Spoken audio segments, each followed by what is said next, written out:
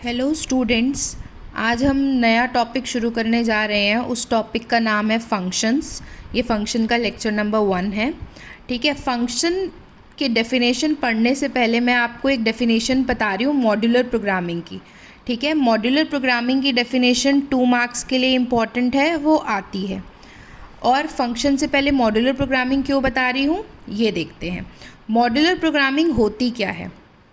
देखो, जैसे कि आप कंसिडर करिए कि आपकी क्लास के मैंने 5 ग्रुप बनाए। ठीक है। हर ग्रुप में 10-10 बच्चे आ जाएंगे, या 6 ग्रुप बनाए। आपके दोनों सेक्शंस में 60-60 स्टूडेंट्स हैं।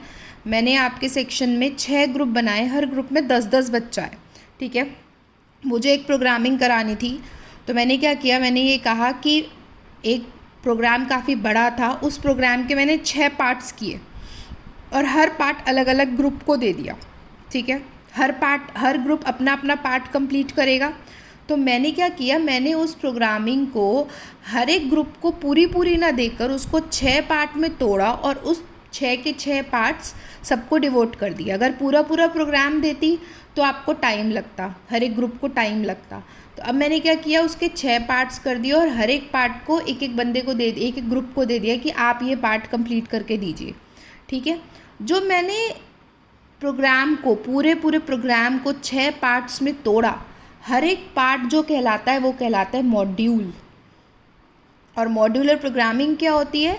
मॉड्यूलर प्रोग्रामिंग मींस आप किसी एक बड़े प्रोग्राम को जब आप छोटे छोटे पार्ट्स में डिवाइड कर देते हो तो हर पार्ट को मॉड्यूल कहते हैं और डिवीज़न को कहते हैं मॉड्यूलर प्रोग्रामिंग। जैसे कि हमारी कंपनीज़ में होता है। अब हमारी कंपनीज़ के बाद बड़े बड़े प्रोजेक्ट्स आते हैं। ठीक है। तो वो क्या करते हैं, एक बंदा या एक ग्रुप सारा काम थोड़ी ना करता है, हर एक चीज़ की एक टीम होती है। ये वाला काम ये टीम करेगी, ये वाला काम ये टीम करेगी। तो वो पूरा बड़ा प्रोजेक्ट बहुत सारी टीम्स में डिवाइड हो जाता है और टीम्स में अपने अंदर वो अपना अपना काम करते हैं।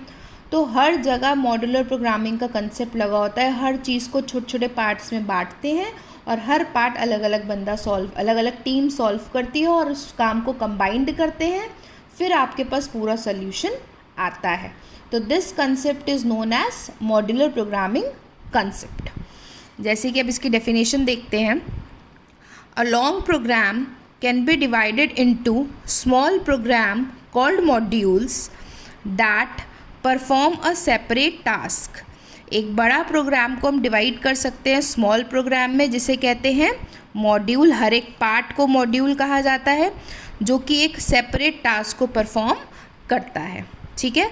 जो भी हम छोटे छोटे टुकड़े बांटते हैं प्रोग्राम के, हर एक प्रोग्राम का अपना अपना एक टास्क होता है। जैसे कि मैंने आपको बताया, मान लीजिए मुझे एक प्रोग्रामिंग करनी है जिसमें आपके 6 ग्रुप में मैं अलग अलग पार्ट को दे रही हूँ, तो हर ग्रुप अपना अपना पार्ट कंप्लीट करेगा। ठीक है। The division of long program into small program is known as modular programming. बड़े प्रोग्राम को डिवीजन करना छोटे छोटे प्रोग्राम्स में, उसको कहते हैं मॉड्यूलर प्रोग्रामिंग। और हर स्मॉल पार्ट क्या कहलाता है? Modules. In C language will do the modular programming with the help of function. तो सी प्रोग्रामिंग लैंग्वेज में हम मॉड्यूलर प्रोग्रामिंग का कंसेप्ट कैसे लगाएंगे? फंक्शन की हेल्प से। इसका मतलब हम फंक्शन की हेल्प से अपने बड़े प्रोग्राम को छोटे छोटे पार्ट्स में बांट सकते हैं और हम उस चीज़ को ईजिली सॉल्व कर सकते हैं। तो अगर आपको मॉड्यूलर प्रोग्रामिंग का कंसेप्ट लगाना है सी के अंदर, तो सी के अंदर मॉड्यूलर प्रोग्रामिंग का कंसेप्ट लगता है फंक्शन की हेल्प से। फंक्शन आपको अलाउ करता है कि आप एक बड़े प्रोग्राम को छोटे छोटे प्रोग्राम्स में बांट सको। जैसे कि आप स्टूडेंट कंसिडर करिए कि मैंने आपको एक प्रोग्राम कराया था, स्विच में कैलकुलेटर बनवाया था। याद है आप लोगों को? स्विच में जब हमने कैलकुलेटर बनवाया था तो उसके अंदर कैलकुलेटर में एक प्लस था, माइनस था, मल्टीप्लाई था, डिवाइड था, मॉड्यूलस था। तो प्लस भी उसी में हो रहा था सेम प्रोग्राम में, मल्टीप्लाई भी उसी प्रोग्राम में, डिवाइड भी उसी प्रोग्राम में, तो सब कुछ उसी प्रोग्राम में हो रहा था। अब मैं क्या कर सकती हूँ फंक्शन की हेल्प से प्लस में किसी और टीम को दे सकती हूँ करने के लिए, मल्टीप्लाई में किसी और को दे सकती हूँ, डिवाइड में किसी और को दे सकती हूँ।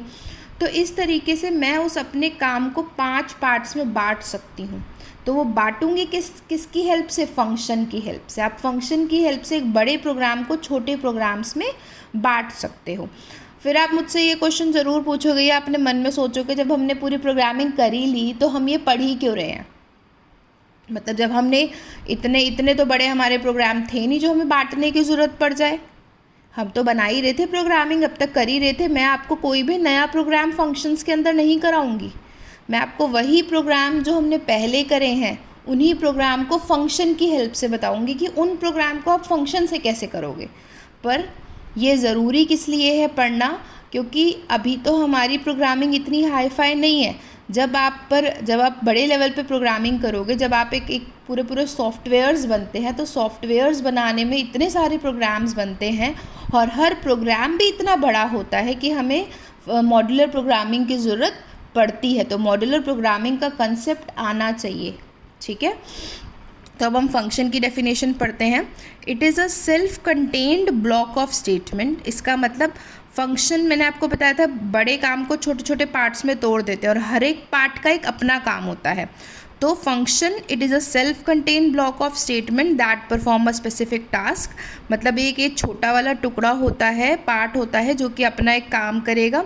सी प्रोग्राम कैन कंटेन 2 और मोर फंक्शन। जैसे मैंने आपको बताया स्विच के एग्जाम्पल से कि प्लस माइनस मल्टीप्लाई डिवाइड, तो उसमें 5 फंक्शन हो सकते हैं। तो एक प्रोग्राम में बहुत सारे फंक्शंस हो सकते हैं, जितने काम में आप उसको डिवाइड करना चाहो उतने फंक्शंस हो सकते हैं।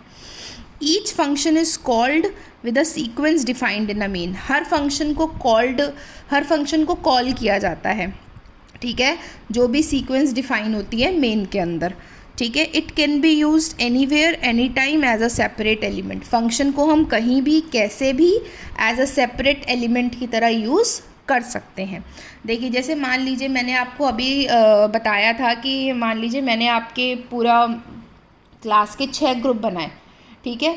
अब group number 1, group number 2, group number 3, मैंने उस बड़े प्रोग्राम के 6 पार्ट्स तो कर दिए, हर पार्ट को डिवाइड कर दिया, आपको दे दिया।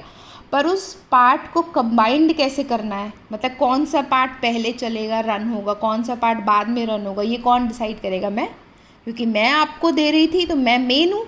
मैंने आपको पार्ट्स में डिवाइड करने के लिए दिया, तो सीक्वेंस भी कौन बताएगा? मैं, क्योंकि मैंने आपको प्रोग्राम दिया मेन। तो आप जब सी की प्रोग्रामिंग करते हो तो सी की प्रोग्रामिंग में हम मेन लिखते हो, hash include cdo dot is main, वो भी एक फंक्शन होता है मेन। मैंने आपको कितनी बार बताया कि जिसके आगे 2 ऐसे ब्रैकेट लगे हो वो फंक्शन होता है। जैसे कि जिसके आगे इस तरीके से 2 ऐसे ब्रैकेट लगे हों वो फंक्शन होता है।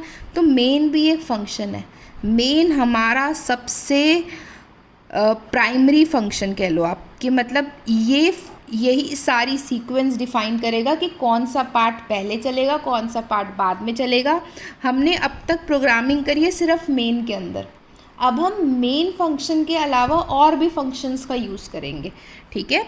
तो it is a self contain block of statement that perform a separate task, जो कि एक टास्क परफॉर्म करेगा।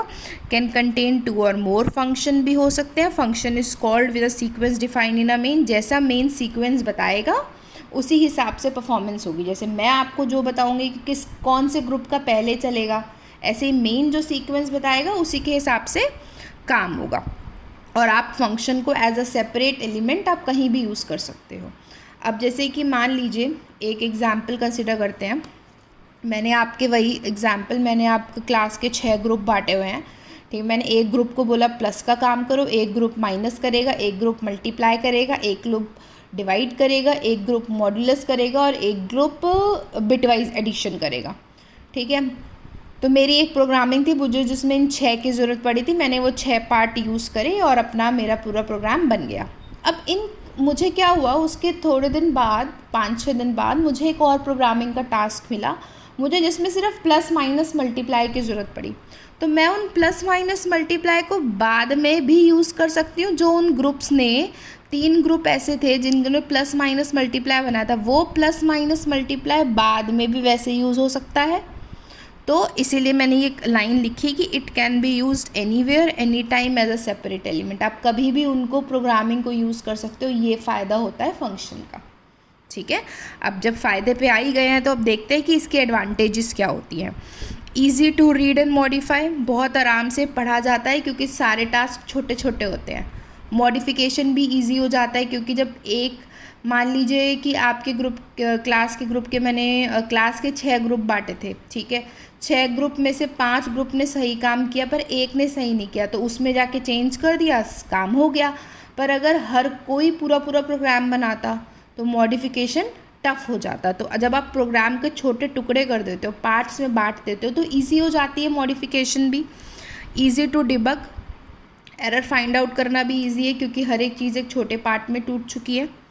बेटर मेमोरी यूटिलाइजेशन, मेमोरी को आप आराम से यूटिलाइज़ कर सकते हो। जैसे कि मैंने आपको अभी एक एग्जांपल दिया कि मुझे 4-5 दिन बाद दोबारा लगा कि मुझे प्लस माइनस मल्टीप्लाई चाहिए, तो मुझे दोबारा लिखने की ज़रूरत नहीं है ना, कुछ भी दोबारा से उन्हीं चीज़ को यूज़ कर लूँगी, तो मेमोरी यूटिलाइज होती है।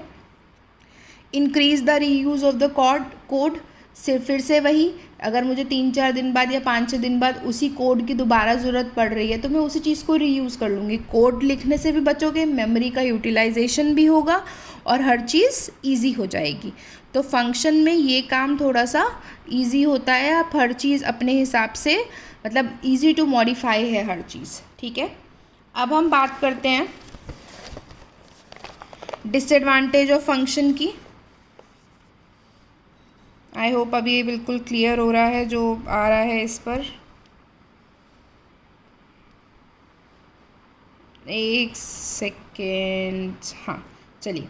डिसएडवांटेज ऑफ फंक्शन की अगर हम बात करें तो डिसएडवांटेज में सबसे पहले डिसएडवांटेज क्या है, कॉम्बिनेशन ऑफ मॉड्यूल और फंक्शन में भी अ प्रॉब्लम, मतलब कंबाइंड करना मॉड्यूल्स को प्रॉब्लम हो सकता है, बिल्कुल बहुत बड़ा प्रॉब्लम है। जैसे अगर मैं बात करूँ E6 सेक्शन की, तो उसमें कुछ बच्चे ऐसे हैं जो मुझे टाइम पे काम करके देंगे ही नहीं। अब अगर वो कुछ बच्चे टाइम पे काम करके देंगे नहीं तो मेरा तो पूरा प्रोग्राम चल नहीं सकता, क्योंकि जब मैंने अपनी पूरी प्रोग्रामिंग को 6 पार्ट्स में तोड़ दिया और हर पार्ट मिलकर ही पूरा प्रोग्राम बनेगा, और अगर एक भी ग्रुप ने काम नहीं करके दिया तो पूरा काम अटक गया। तो मॉड्यूलर प्रोग्रामिंग के अंदर E6 के E2 के कुछ ऐसे महान बच्चे हैं जो कि काम टाइम पे नहीं करेंगे, उनकी वजह से मेरा पूरा प्रोग्रामिंग का काम अटक जाएगा। तो मॉड्यूलर प्रोग्रामिंग के डिसएडवांटेज या फंक्शन की डिसएडवांटेज यही है कि कम्बिनेशन ऑफ मॉड्यूल और फंक्शन में भी अ प्रॉब्लम, अगर कोई एक पार्ट काम नहीं करेगा तो कंबाइन करना मुश्किल हो जाएगा।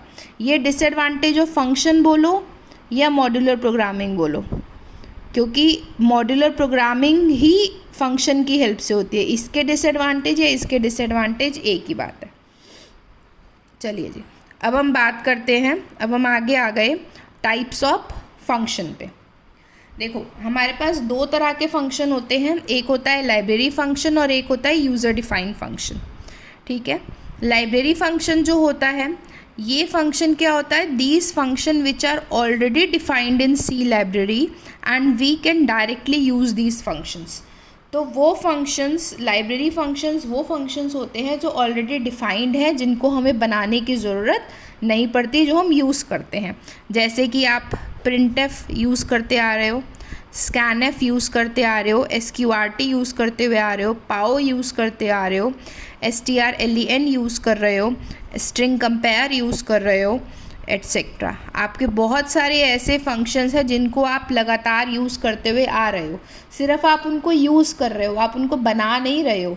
तो ये सारे के सारे फंक्शंस जो हैं ये लाइब्रेरी फंक्शंस हैं, जो कि ऑलरेडी डिफाइंड हैं, जिनको आपको डिफ़ाइन करने की ज़रूरत नहीं पड़ती। अब नेक्स्ट कैटेगरी आती है टाइप्स ऑफ फंक्शन में, दूसरा है user defined function.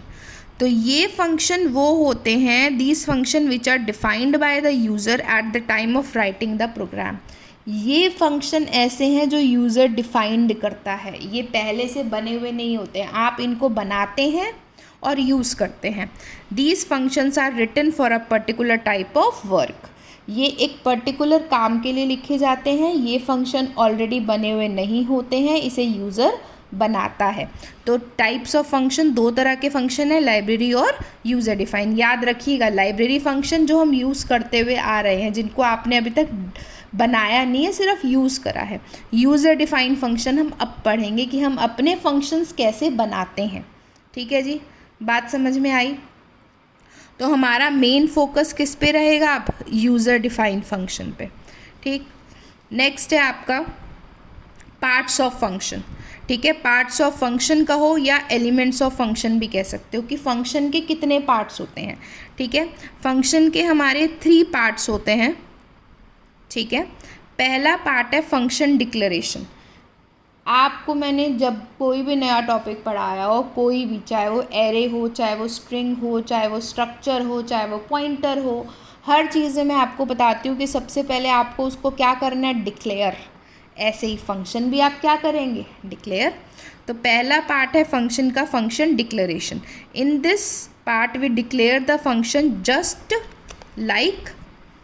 Like a variable declaration. जैसे आप वेरिएबल को डिक्लेयर करते थे वैसे ही आप फंक्शन को भी डिक्लेयर करेंगे। पर इसको डिक्लेयर कैसे करते हैं बताती हूँ अभी, पर पहले पार्ट्स पे ध्यान दो कि पहला पार्ट क्या होता है, फंक्शन डिक्लेरेशन, कि आपको फंक्शन को डिक्लेयर करना है।